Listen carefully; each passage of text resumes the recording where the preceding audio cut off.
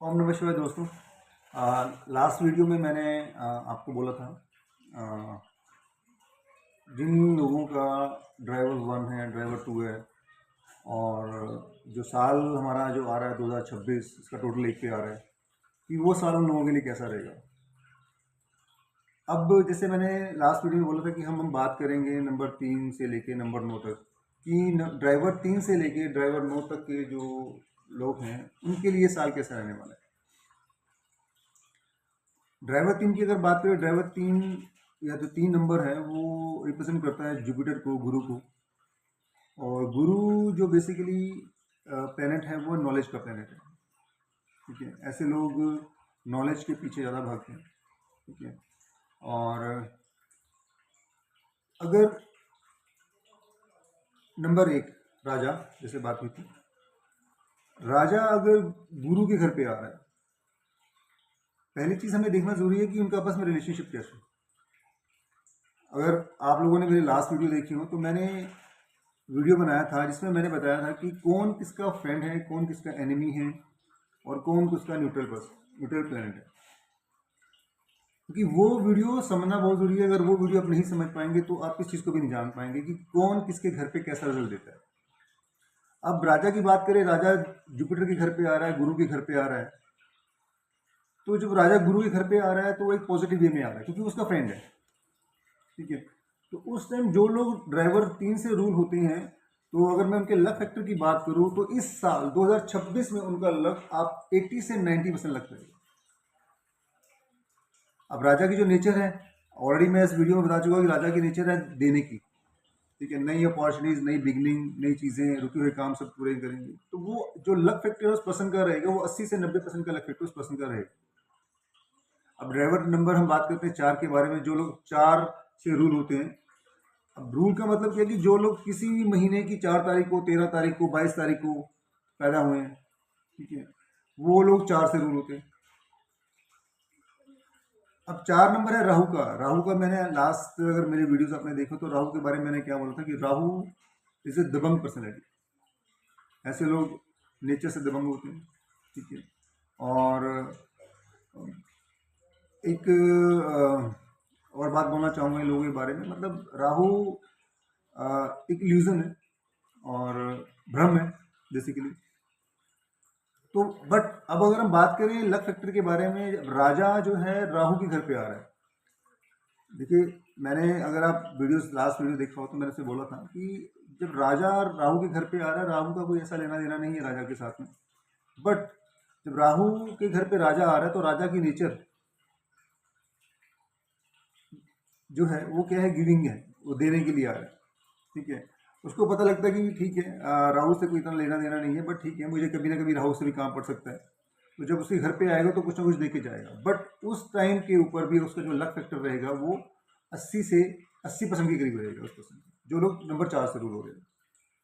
अब जो लोग नंबर 5 से रूल हो रहे हैं, नंबर 5 है मरकरी का, बुध का नंबर है। अब बुध, मैंने बताया था कि अगर एक मैंने स्टोरी आपको सुनाई हो, मेरे लास्ट वीडियोज आप देखते हो या देखे होंगे आपने या देखी उसको, तो बुध का रिलेशन क्या है सन से। बुध सन का पुत्र, ठीक है, ठीक है, उसको पिता माना गया, उसको पुत्र माना गया। जब अब पुत्र के घर पे जब पिता आता है तो उसको क्या देता है।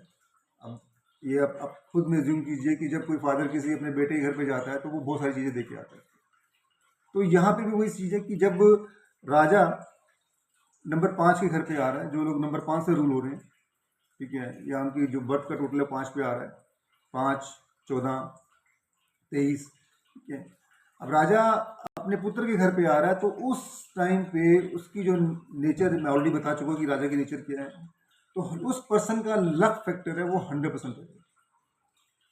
मतलब वो साल, ये वाला जो साल आने वाला है नंबर 5 वाले लोगों के लिए बहुत लकी होने वाला है। अब नंबर 6 की बात करते हैं। नंबर 6 है वीनस का। वीनस शुक्र का नंबर है। शुक्र मतलब लग्जरी का नंबर है। ठीक है, ऐशो आराम, प्रस्ती, घूमना फिरना, मौज मस्ती, ये नंबर। अब राजा आ रहा है, राजा की नेचर की है, राजा के पास सारे डिपार्टमेंट है, राजा का नेचर भी रहता है कि उसको भी लग्जरी चाहिए, उसको सब चीज़ चाहिए।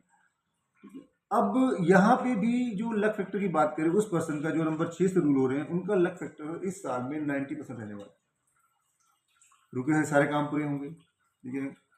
कोई नया वेंचर, नई चीज़ें स्टार्ट करनी है, घूमना है, फॉरेन जाना है, क्योंकि 6 नंबर का जो डिपार्टमेंट है फॉरेन का भी रहता है कि 6 नंबर वाले जो लोग हैं मोस्टली फॉरेन में सेटलमेंट हो जाता है उन लोगों का। तो यहाँ पे अगर वो फॉरेन जाना चाहते हैं तो फॉरेन सेटलमेंट कर सकते हैं वो। शादी करना चाहते हैं, शादी कर सकते हैं, ठीक है। तो ये है। अब नंबर 7 केतु क्या है। अब राजा कहता है भाई केतु तेरे पास तो कुछ है नहीं, मैं आऊँगा खुद ही कर लूँगा, तेरी ज़रूरत तो है नहीं मुझे, ठीक है। बट फिर भी चलो लक फैक्टर की अगर बात करें तो ऐसे लोगों का लक फैक्टर 70% होगा, 60-70% के करीब होगा, ठीक है। अब उसके बाद हम बात करें नंबर 7 के बाद जो नंबर 8 है, यहाँ पे थोड़ा झटका लगता है।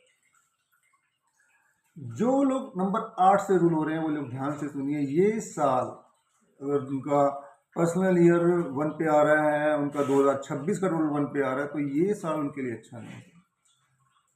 तो बी केयरफुल।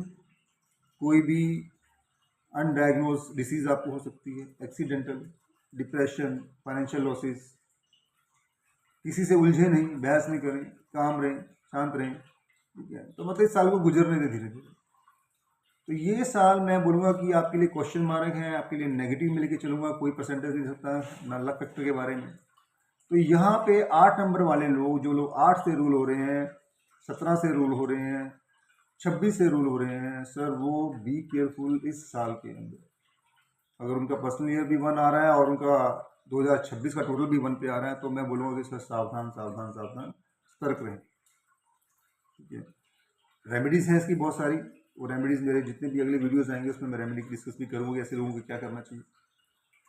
अब अगला नंबर है जो लास्ट नंबर है, दैट इज ए 9 नंबर है मार का नंबर, सेनापति का नंबर, ठीक है। अब राजा और सेनापति की तो आपस में बहुत बनती है, ठीक है। तो जब राजा सेनापति के घर पे आ रहा है तो कुछ देने आ रहा है, तो आप ये लेके चलिए कि ऐसे लोगों का लक फैक्टर 100% वर्क करेगा, ठीक है।